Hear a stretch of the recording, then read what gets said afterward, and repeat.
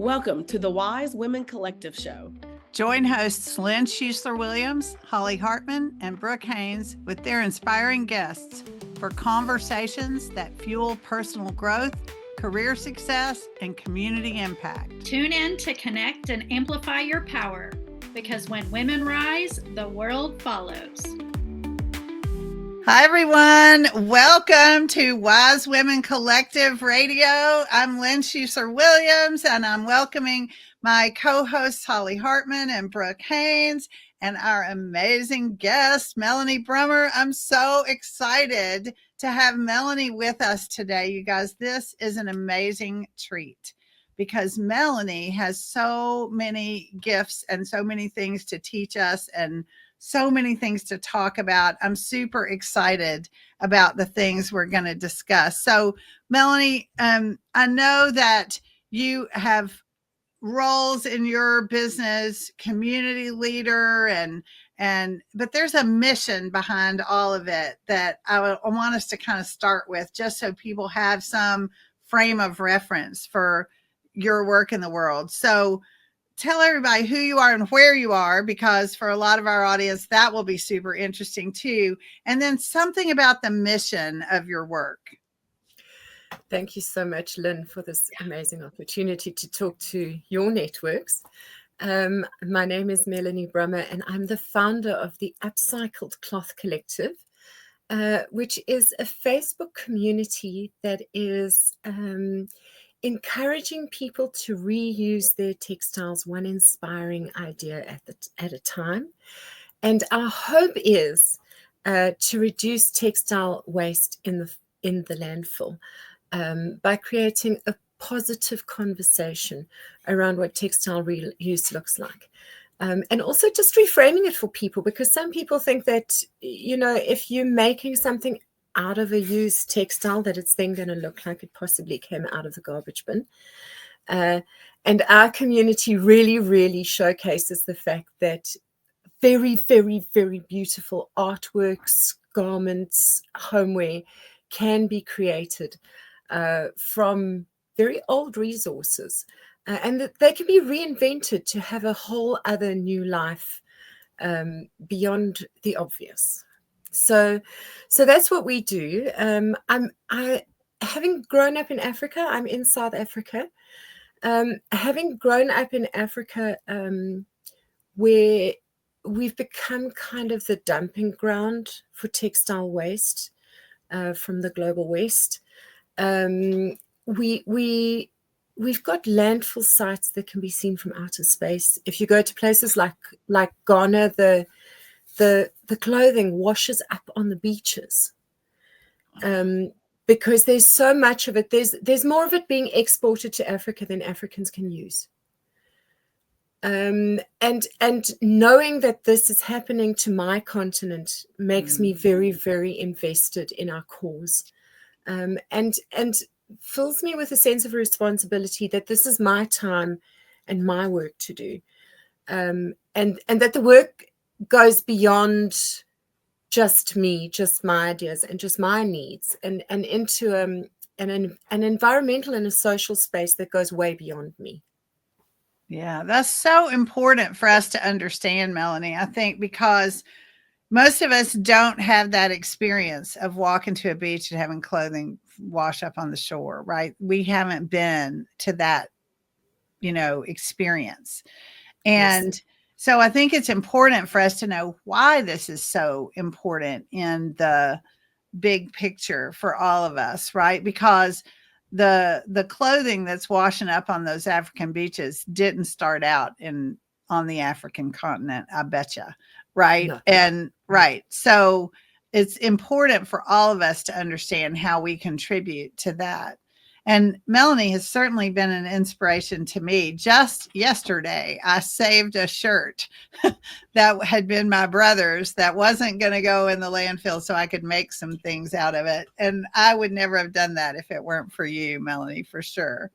It's amazing to hear. It's amazing to hear that we're able to show people how to fit textile upcycling into their daily lives. Yes. because a lot of people look at this whole environmental thing and go, this is too big for me. I'm so overwhelmed. I don't know where to start. What can I do? I can't do anything. And the Cloth Collective actually shows you that there's a lot that you can do. And it's one tiny choice at a time, you know, and you really just slot it into everything else you're doing in your day. It's not like you have to go and do something extra or invent something new. You're just more mindful. You make more mindful choices with what's already there. Yeah. I was just thinking about what am I going to do with that shirt this morning while I was getting ready. I was like, what am I going to make with that shirt? And then I thought another thing you inspired was Brooke Haynes was helping a friend clear out some things out of her house. And there were 2 rolls of upholstery fabric. And Brooke said, I think I know somebody who'd like those. And she brought them to me. And then today, when I was thinking about my brother's shirt and what can I do to use that and maybe make some things that are little gifts for his, you know, grandchildren and nieces and nephews and things, I thought, well, I don't really know how to do that very well, but I could use that upholstery fabric that Brooke brought me to start, like, make templates and try it out before I'm using the precious. So yeah, it's like you've inspired a whole spiral, Melanie, in my life. And that's just my little tiny thing, right? So it's so wonderful. Well, Melanie, I know that you didn't start your career being a clothing upcycler.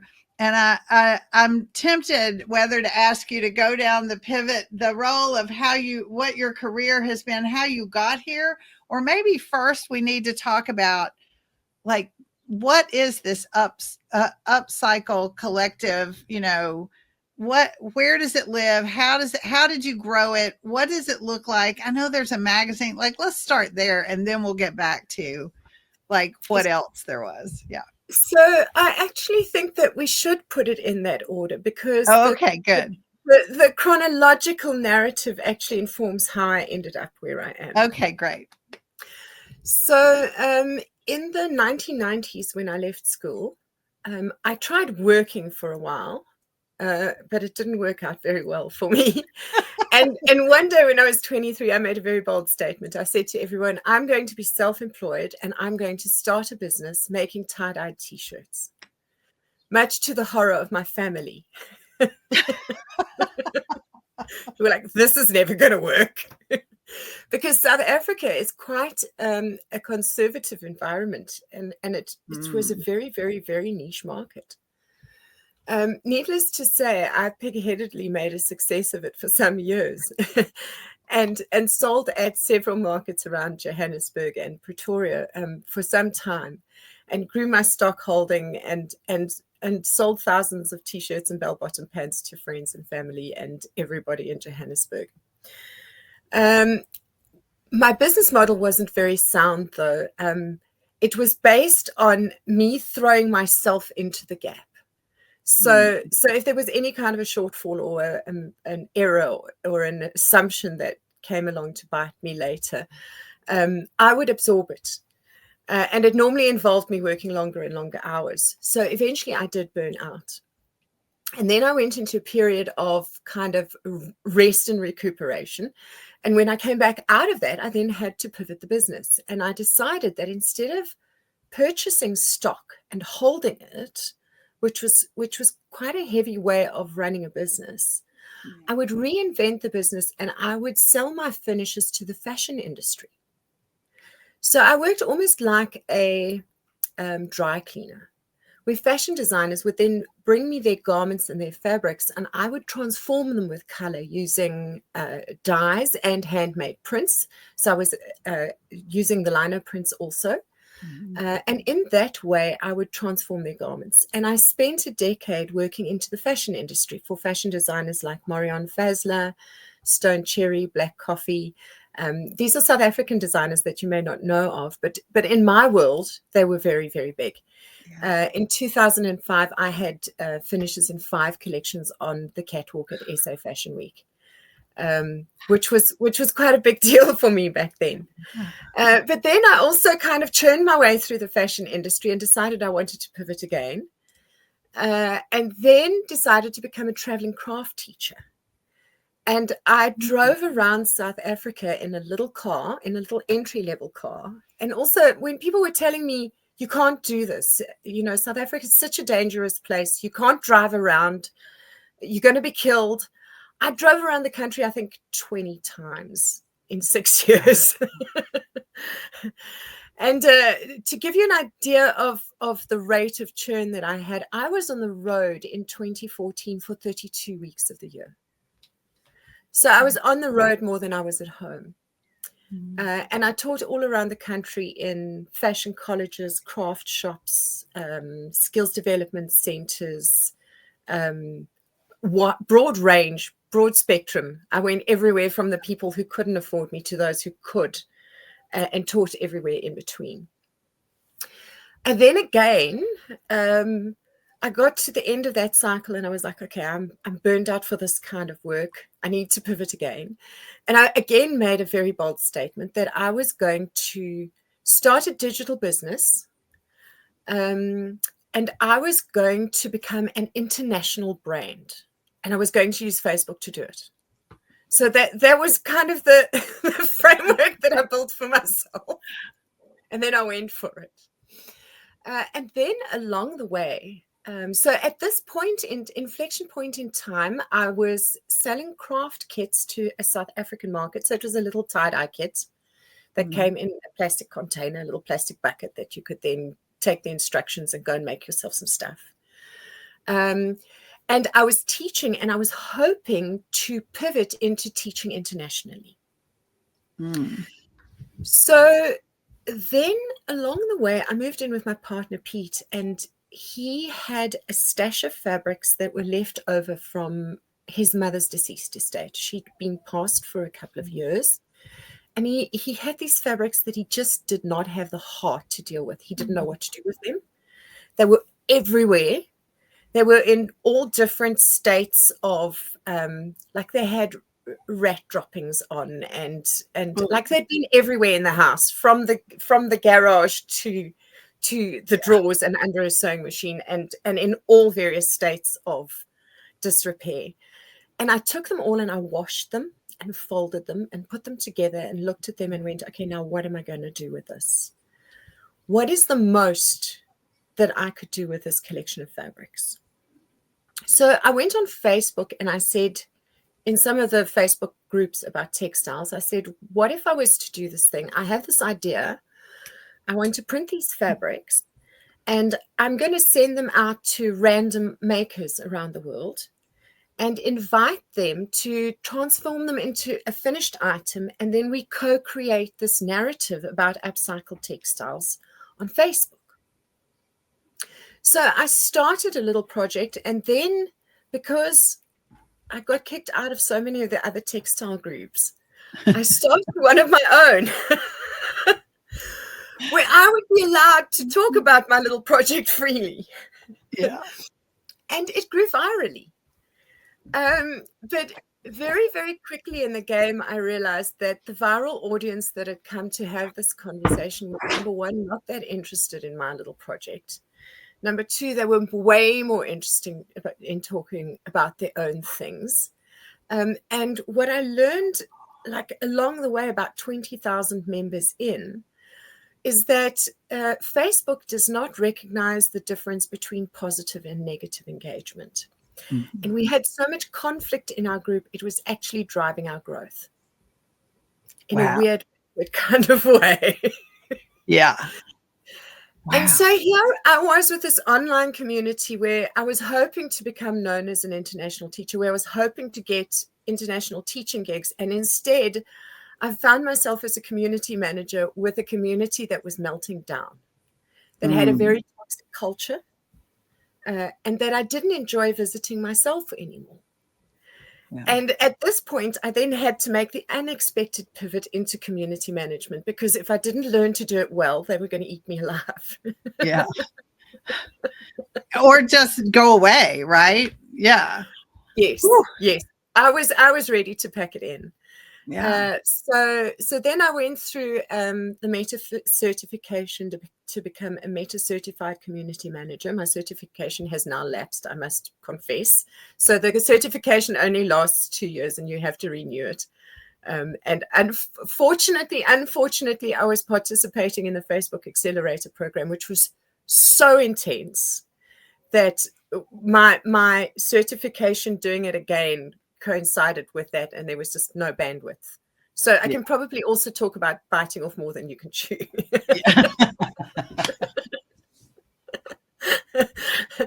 And so here I am during the Facebook Community Accelerator program. Meta very, very kindly gave me a grant of $40,000, which I then used to reinvest into the community. We made a whole bunch of video in South Africa where we told stories about how upcycled textiles are working towards social good and social change. So we made 100 videos that talk about that story. And then we also launched a magazine and an online course and a website, obviously, to house all of that. With the grant that we received. And here we are 2-3 years later with a very stable community, a wholesome culture, a culture of kindness and encouragement, and all these extra add-ons that we now use. So the magazine is essentially a way to showcase the work of our members. Most of our members who participate get a real kick out of it. They're like, oh my goodness, I've been asked to participate in this thing. And also it's allowing us to put the best of those projects on a particular topic into one edition. So we're creating reference works that people can then refer back to. You know, if somebody comes along and they want to learn particularly about denim, we can say to them, okay, go to this edition of the magazine and you can find all of your examples there. So and what's interesting about that final pivot is halfway through my process with Cloth Collective, actually not even halfway through, 2 years in, I ran into a place where I could no longer hold two stories, because here I had these craft kits that I was selling that were packaged in plastic. And I was telling people they needed to reduce their fiber footprint. So at a point, I let go of my physical product altogether and I made a pivot into digital product completely, which was also quite frightening. Yeah. Because there was a revenue gap that I had to get through before the new revenue caught up with the old revenue. Right. And that was also pretty scary. But I'm through the worst of it now, and all the systems are up and running, and it's very, very exciting to see all the lights on in the business and everything working. Well, Melanie, I know Brooke and Holly both have things to say about community and pivots and all the things. So I'm going to invite them to unmute and join this conversation and see where we go from here. Yeah, I appreciate you sharing so much. I say I'm a community builder and somebody that advances equity and is really conscious about mission, and who I work with are mission-driven practitioners and all of that. So all of your story just spoke to my heart. I'm like, yes, yes. And I have 5 groups with over 50,000 people, and I know it's no easy feat to create. And so my passion work is creating non-toxic communities, helping people cultivate that. And so I'm interested in learning more about, and this is maybe more personal because it's what I do, but how did you get involved with Facebook, them teaching you? Like everything I've had to learn, I've had to do it on my own. What did that process look like? I'm super curious. Okay, so a couple of years ago when Facebook began developing their Blueprint Community Managers course, they identified high impact community managers on Facebook and invited us to engage and help them to co-create the course. So for a period of time, Meta had a group on Facebook where we had direct contact with Meta staff members and direct training from them. And to this day, if you sign up for their community managers exam, you will have access to the founding community managers who have been instrumental in developing that course. So I'm still friends with those community managers. I'm still in their groups, and they're updating the course all of the time. So the reason we're asked to update our certification is because they're updating the information all the time in real time. Community management is changing as fast as the internet is. So that course needs to reflect the landscape as it is today and not as it was 2 years ago. And so the course developers are always updating the course, and the community managers who are qualified always need to update their qualification, so that qualification is a reflection of a real-time skill and not something that's already outdated. So I was very privileged. I was one of the first 1,000 people to be invited to join that group, which eventually, I think today it's got about 15 or 18,000 people in it. But I was one of the very, very first community managers to join in, and for a time we had access to meta coaches and meta guides when I did the community accelerator program that I obviously applied for. And when I was doing that, I also had contact with meta coaches and guides, and that I actually found out about because, again, in that window, Facebook used to have a group specifically for community managers who were based in sub-Saharan Africa, so that we could support each other with learning and best practices, and this is what's working for us, what's working for you.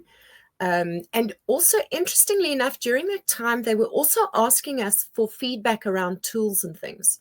So I don't know if you've seen that we've now got the ability to create an automated message on a rolling repeat in some of the groups.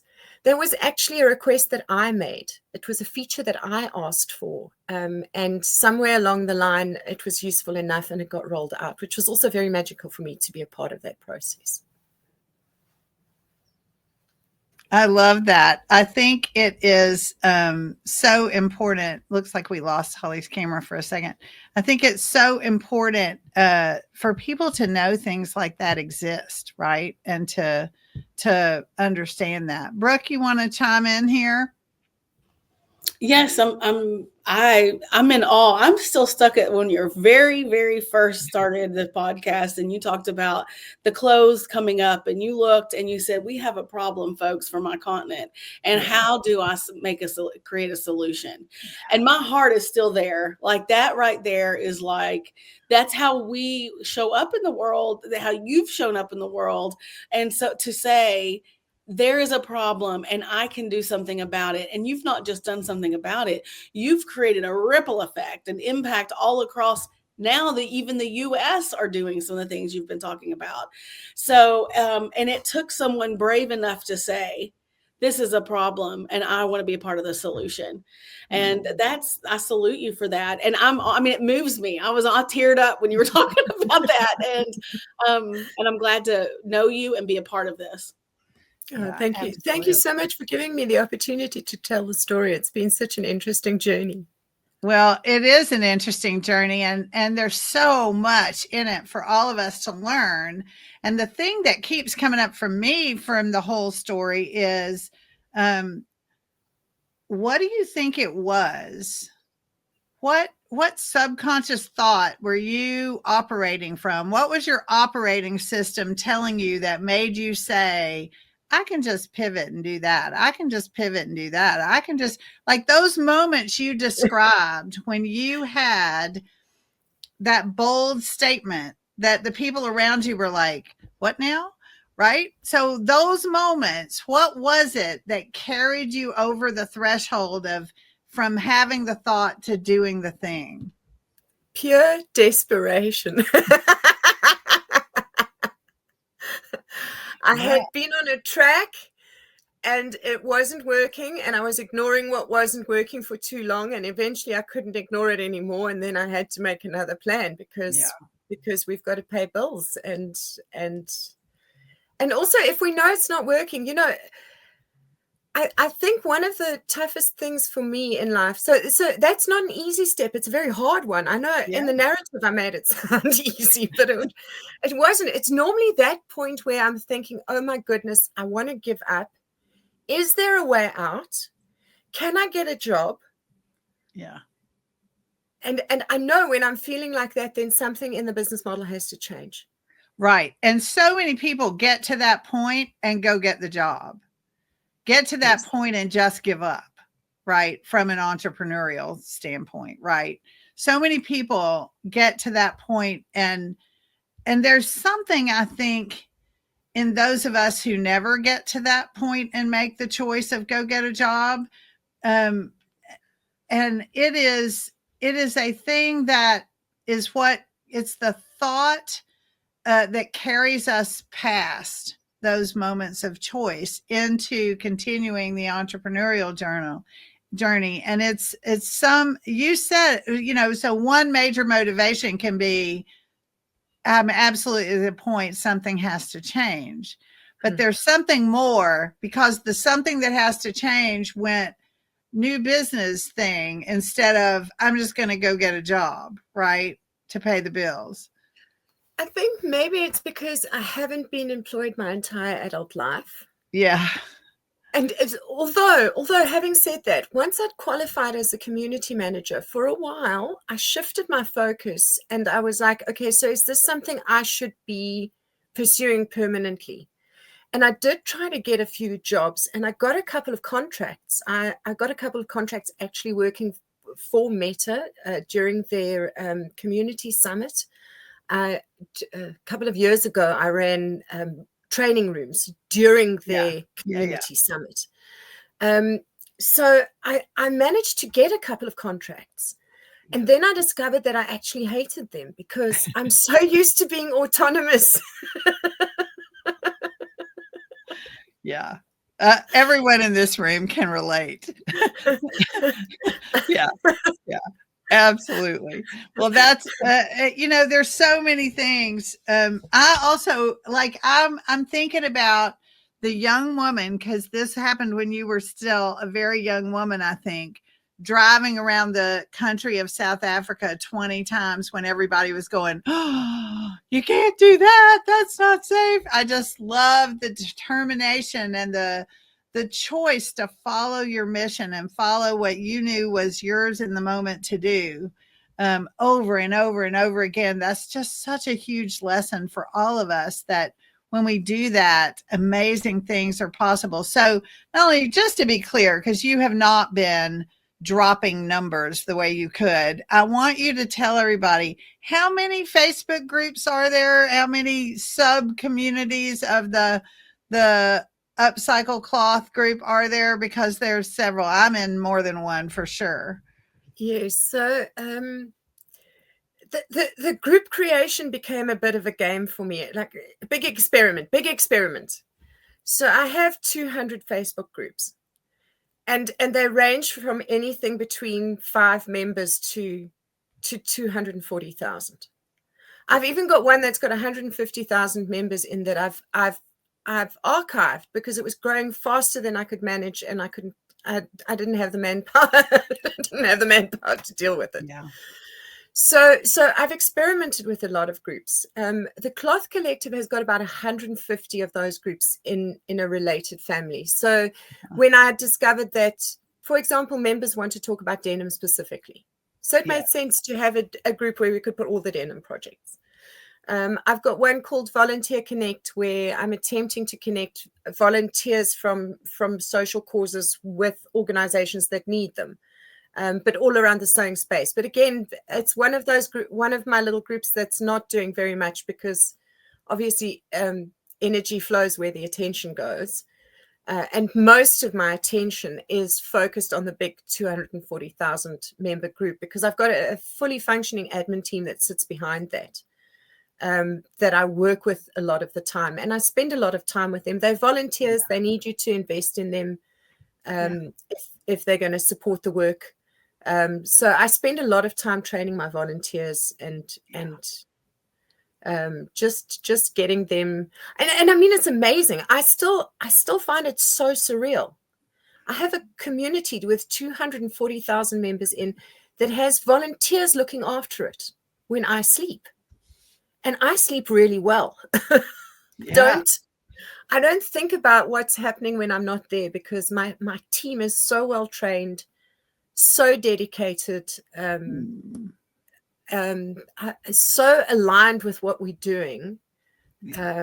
It's been a real privilege to work with them, and that for me was also very interesting. So I grew up believing that I couldn't manage teams.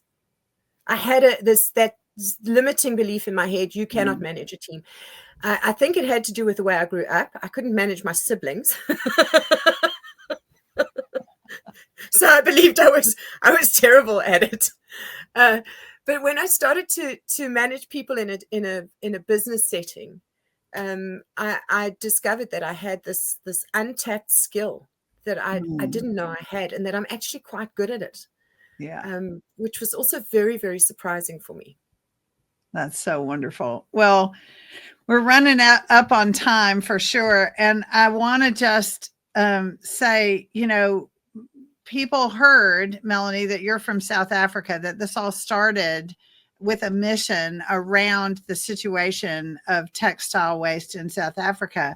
But, Melanie, one of the small groups, several of the Facebook groups, are geographically specific. So I'm a member of an Upcycled Cloth group for the Southeastern United States, which means I'm likely to meet other people that care about this work that live near me, and I could actually get together with them and meet them and, do things. And it's such a wonderful way to connect people around that. So I just want to encourage Melanie, tell everybody quickly where they can find you and all of this wonderful work. What's the best place for them to go? So the best place to go would be the Facebook group. So just go into Facebook and type in Upcycled Cloth Collective. You can also visit our website. It's upcycledclothcollective.com. And there you'll find QR codes to reach the group in Facebook, and you'll find the magazine and the online course and all the other extra things on there also. Yeah, perfect. Well, I know people are going to want to do that exact thing. And it's such an honor to have you with us. Holly and Brooke, you want to say anything in closing? Thank you for being here. Yeah. Thank you. It's such a pleasure, ladies. Thank you so much for giving me a chance to tell my story. I appreciate it so much. Thank you for joining us on the Wise Women Collective show. We trust you're leaving inspired, empowered, and ready to make a difference. Keep the momentum going. Join our Wise Women Collective community at wisewomencollectivehq.com. Connect with other women, amplify your power, and together we'll continue to rise. Until next time, stay strong and connected, because when women rise, the world follows.